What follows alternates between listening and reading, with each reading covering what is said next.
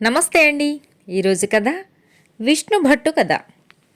చందనపురం చిన్న సంస్థానమైన ఆ సంస్థానాధిపతి కమలచంద్రుడు సంస్థానంలోని కవి పండితులందరినీ ఎంతో ఆదరిస్తూ మంచి పేరు తెచ్చుకున్నాడు. యువకుడైన మురళీనాథుడు చందనపుర సంస్థానంలోని గొప్ప కవుల్లో ఒకడు. తన కవితా చాతుర్యం, వాక్చాతుర్యం మొదలైన వాటితో మురళీనాథుడు కమలచంద్రుడికి ప్రీతిపాత్రుడైన కవిగా ఆయనతో బాగా సాన్నిహిత్యాన్ని సంపాదించాడు. ఇది మిగిలిన కవులకు భరించరానిదిగా తయారైంది. ముఖ్యంగా వయస్సులోనూ లోకానుభవంలోనూ మురళీనాథుడి కంటే బాగా పెద్దవాళ్లైన 2-3 కవులు ఈర్ష్యాగ్నితో జ్వలించిపోసాగారు. ఇలా ఉండగా యువకుడైన మురళీనాథుడికి వివాహమై భార్య కాపురానికి వచ్చింది. ఆమె చందనపురానికి 6 క్రోసుల దూరంలో ఉన్న గౌరీపురంలో నివసించే రామచంద్రుడు అనే పండితుడి ఏకైక కుమార్తె. ఆమె పేరు గోదాదేవి. కాపురానికి వచ్చిన గోదాదేవి కొద్ది రోజుల్లోనే మురళీనాథుడి అంతరంగపు లోతుల్ని గమనించి తెల్లబోయింది. భావుకుడు మంచి కవి అయిన మురళీనాథుడికి స్త్రీల పట్ల చాలా చులకన భావం ఉన్నది. ఇది తెలియకముందు భర్త కవితా రచనలో 1-2 సార్లు జోక్యం చేసుకోబోయింది గోదాదేవి. మురళీనాథుడు వెంటనే కసురుతున్నట్లుగా మాట్లాడి భార్యను అక్కడి నుంచి వెళ్ళగొట్టాడు. ఇలా రోజులు గడుస్తుండగా ధనుర్మాసం వచ్చింది. తమ ఇంట ఎంతో వైభవంగా జరుపుకునే ఈ ధనుర్మాసోత్సవానికి కూతుర్ని పిలుచుకుని వెళ్ళటానికి రామచంద్ర పండితుడు స్వయంగా వచ్చాడు. మురళీనాథుడు మామగారి ఆహ్వానాన్ని మన్నించి గోదాదేవిని తీసుకువెళ్ళమని, తను పండుగ నాటికి వస్తానని చెప్పాడు. గోదాదేవి సంతోషంగా తండ్రితో ప్రయాణమై వెళ్ళింది. గోదాదేవి వెళ్ళిన 3వ రోజున ఎప్పటిలాగే సభలో కవితాగానం చేస్తున్నాడు మురళీనాథుడు. ఆనాటి అతడి కవిత్వం ప్రకృతి రమణీయతకు సంబంధించినది. ఎంతో భావయుక్తంగా కవితాగానం చేస్తున్న మురళీనాథుడికి హఠాత్తుగా అడ్డు వచ్చాడు కమలచంద్రుడు. యువకవి, మీరు పరిచయమైన నాటి నుంచి మీ కవిత్వాన్ని గమనిస్తున్నాను. ఎంతసేపు ప్రకృతిని వర్ణిస్తారు. ప్రకృతిలోని నిర్మలత్వానికి గాను ఆ సృష్టికర్తను అభినందిస్తూ నమోవాకాలర్పిస్తారు. అంతేకాని భగవంతుడికి సాక్షాత్తు ప్రతినిధిగా ఈ భూమి నేలే రాజు సమస్త ప్రకృతిని, ఆ ప్రకృతిలోని జీవరాశుల్ని ప్రశాంతంగా ఉంచటానికి ఎంతగా శ్రమిస్తాడో మీ కవిత్వంలో ఎక్కడా పొగడరు సరికదా? కనీసం ఆ ప్రసక్తి కూడా ఎత్తరు. మా రాజవంశీకుల్ని మీ కవిత్వంలో అంతగా విస్మరించటానికి ఏదైనా ప్రత్యేక కారణమంటూ ఉంటే తెలుసుకోవాలని కుతూహలపడుతున్నాను అన్నాడు. హఠాత్తుగా కమలచంద్రుడు అలా అడిగిన రీతికి మురళీనాథుడు నివ్వెరపోయాడు. ఎంత ప్రయత్నించినా కమలచంద్రుడికి జవాబివ్వను నోరు రాలేదు మురళీనాథుడికి. దానికి కారణం అతడి ఆంతర్యమే. ధనార్జన కోసం రాజసేవ చేస్తున్న మురళీనాథుడికి రాజుల పట్ల కించె ద్వేషం అంతరాంతరాల్లో ఉన్నది. రాజులు ఎంత ఆదరాభిమానాలతో ప్రవర్తించినా వారి ఆంతర్యం అహంకారపూరితంగా ఉంటుందని అతడి గాఢమైన నమ్మిక. కరుణాహృదయుడు, శరణుజొచ్చిన శత్రువునైనా క్షమించగలవాడు సాక్షాత్తు ఆ భగవంతుడు ఒక్కడేనని మురళీనాథుడు ప్రగాఢంగా విశ్వసిస్తాడు. ఆ కారణంగానే భగవంతుణ్ణి, అతడి సృష్టి అయిన సమస్త ప్రకృతిని వస్తువుగా తీసుకుని రమ్యమైన కవిత్వం చెప్పేవాడు. మురళీనాథుడి కలవరపాటు, రాజడిగిన దానికి వెంటనే జవాబు చెప్పకపోవటం గమనించిన వయోవృద్ధుడైన కవి గంగాభట్టు నెమ్మదిగా, ప్రభు, ఇంతటి చిన్న ప్రశ్నకు మురళీనాథుడు జవాబు చెప్పకుండా మౌనం వహించాడంటే అతడికి రాజుల పట్ల సద్భావం లేదేమోననిపిస్తుంది అన్నాడు. గంగాభట్టు మాటలు వినగానే కమలచంద్రుడి ముఖంలో ఒక్కసారిగా ఆగ్రహావేశాలు పొటమరించాయి. ఆయన కాస్త కటువుగా, యువకవి, దినభత్యం కోసం అంత మనసు చంపుకొని వ్యవహరించనవసరం లేదు. రేపటి నుంచి విధి తప్పకుండా ముప్పొద్దుల స్వయంపాకాలు మీ గృహానికి వస్తాయి. హాయిగా నీడపట్టున విశ్రాంతిగా ఉంటూ మీ ఇష్టానుసారం కవిత్వ రచన చేసుకోండి అన్నాడు. నిండు సభలో కమలచంద్రుడు అన్న ఆ మాటలకు మురళీనాథుడికి తల కొట్టేసినంత పనైంది. ఆ క్షణాన రాజుకు ఎటువంటి సంజాయిషీ ఇవ్వటానికి నోరు రాక అతడు రాజుకు నమస్కరించి తల వంచుకుని సభలోంచి బయటకు వచ్చేశాడు. ఆ క్షణం నుంచి మురళీనాథుడికి మనసులో లేకుండా పోయింది. రాత్రి పక్క చేరితే కళ్ళు మూతపడటం మానేశాయి. పగలు క్రమం తప్పకుండా రాజభవనం నుంచి వస్తున్న స్వయంపాకాలతో తయారైన భోజనం విషప్రాయంగా అనిపించసాగింది. ఈ విధంగా నిద్రాహారాలు లేక మనస్థిమితం లేక వారం రోజులు గడిచేసరికల్లా అతడు ఏడాది నుంచి జబ్బుపడిన వాడిలా పీక్కుపోయాడు. ఆ స్థితిలో ఒకనాటి ఉదయాన్నే ఇల్లు విడిచి బయలుదేరిన మురళీనాథుడు దారీ తెన్నూ లేకుండా నడిచి మధ్యాహ్నానికి ఊరు పొలిమేరకు చేరుకుని అక్కడ ఒక చెట్టు కింద శోష వచ్చినట్టుగా చతికిలపడ్డాడు. చుట్టూ పళ్ళతోటలు, వాటి మధ్యగా ప్రవహిస్తున్న చిన్న కాలువ, చెట్లపై నుంచి వీచే చల్లని గాలి, ఈ ఆహ్లాదకరమైన వాతావరణం అతన్ని కొంత సేద తీర్చింది. రాజు పరుషపు మాటలతో నీరసించిపోయిన మురళీనాథుడికి ఆత్మవిశ్వాసం మెల్లగా కొత్త ఊపిరి పోసుకోసాగింది. అలా నవోత్సాహం అంకురించినప్పటికీ తిరిగి మురళీనాథుడి ప్రాపకం సంపాదించడం ఎలా అన్నది అతడి ఆలోచనకు అందట్లేదు. ఆ సమయంలో అక్కడికి ఒక నవయువకుడు వచ్చి మురళీనాథుడికి నమస్కరించాడు.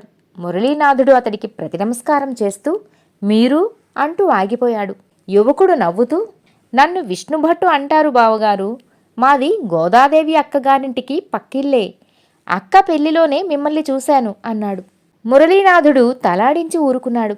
ధనుర్మాసం సందర్భంగా రాజాస్థానంలో మీ ప్రత్యేక కవితాగానం ఉంటుందని అక్క చెబితే మనసాగక వస్తున్నాను. అవును, ఇలా వేళగాని వేళ ఎక్కడున్నారేమిటి అని ప్రశ్నించాడు విష్ణుభట్టు. మురళీనాథుడికి చప్పున ఏమని జవాబివ్వాలో తోచలేదు. విష్ణుభట్టు క్షణమాగి, మీరేదో చాలా అశాంతిగా ఉన్నట్టు కనబడుతున్నారు. మీ మనసును కలతపరిచే సంఘటన ఏదైనా జరిగిందా అని అడిగాడు. మురళీనాథుడికి విష్ణుభట్టు ఆదరపూర్వకమైన ప్రశ్న వినేసరికి అంతా అతడికి చెప్పుకోవాలనిపించింది.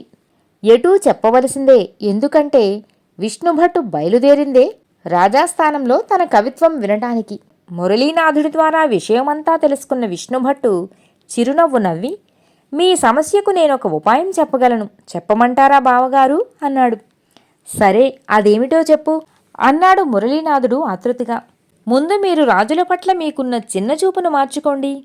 రాజుగా పుట్టినవాడు రాజదర్పాన్ని కొద్దో గొప్పో చూపించవచ్చుగాక, కాని పాండిత్యానికి కవన చాతుర్యానికి పెద్దపీట వేసి మీ బోటి సరస్వతీపుత్రుల పాదాలు స్వయంగా కడిగి గండపెండేరంతో అలంకరించిన రాజులు, కవి పండితులను సాక్షాత్తు శారదామూర్తులుగా భావించి వారు ఎక్కిన పల్లకీ కొమ్మును స్వయంగా తన భుజాల మీద మోసిన రాజులు చరిత్రలో ఉన్నారన్న నగ్న సత్యం తమకు తెలియనిది కాదుగదా.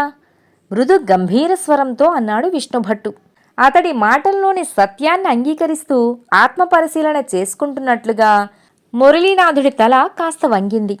అతడిలోని మార్పును గమనించిన విష్ణుభట్టు అదే మృదు స్వరంతో భావయుక్తంగా ఆసువుగా ఒక చక్కని కవిత చెప్పాడు. దాని భావం ఇది. యమునా సైకత వేదిక మీద కూర్చొని గోప మురళీధరుడు మృదు మధురంగా మురళీగానం చేస్తున్నాడు.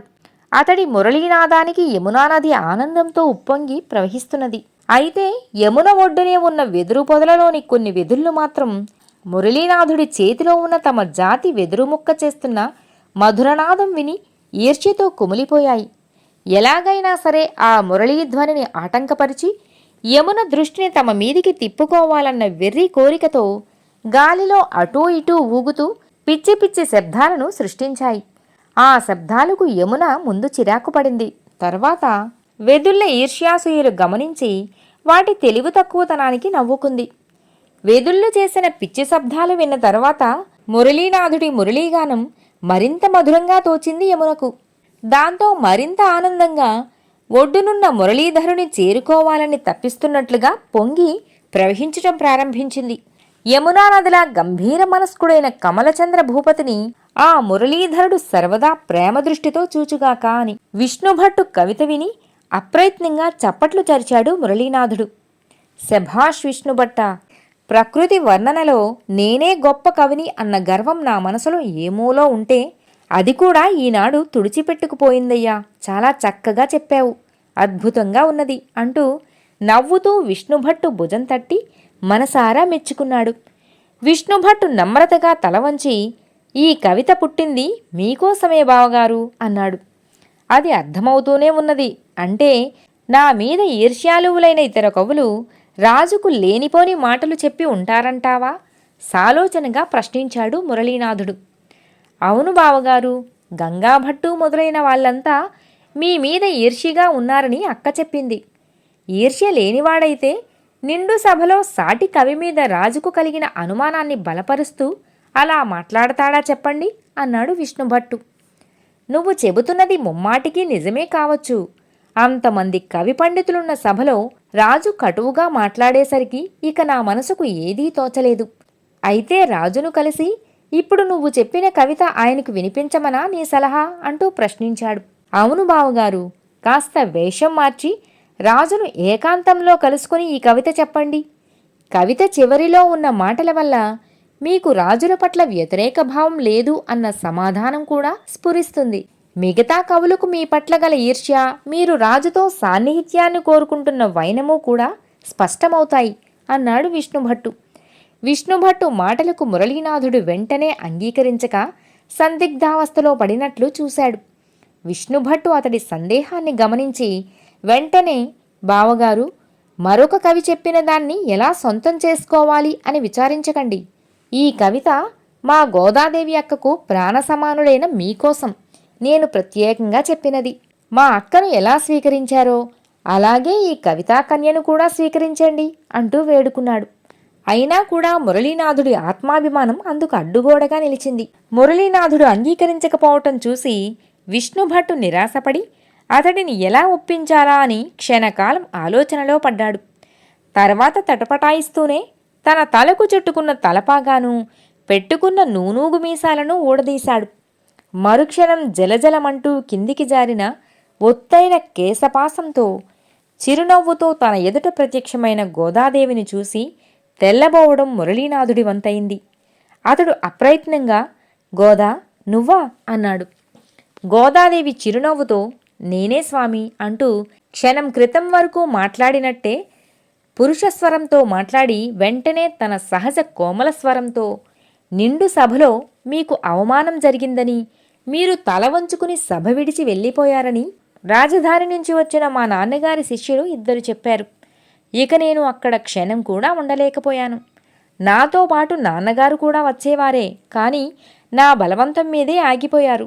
నాకు నేనుగా వచ్చి ఏ సలహా చెప్పబోయినా మీరు అంగీకరించరని భయపడే ఇలా పురుషవేషం ధరించి వచ్చాను. నిస్సంకోచంగా ఈ కవిత సహాయంతో మీ సమస్యను పరిష్కరించుకోండి అన్నది. విభ్రమంగా ఆమె మాటలు వింటూ ఉండిపోయిన మురళీనాథుడు కొద్ది క్షణాల్లోనే తేరుకుని అనంగీకారంగా తలాడించాడు. తాను అంతగా నచ్చచెప్ప చూసినా సరే భర్త అంగీకరించకపోవటం చూసి గోదాదేవి దుఃఖావేశంతో, ఏం, ఎందుకని స్వీకరించరు అని ప్రశ్నించింది. మురళీనాథుడు క్షణకాలం మౌనం వహించి తర్వాత స్త్రీల పట్ల చులకన భావం, రాజుల పట్ల వ్యతిరేక భావం, నిండు సభలో అవమానం, ఈ 3 నా మనసులో గాఢంగా నాటుకుపోయి ఉన్న దట్టమైన కంటక వృక్షాలు.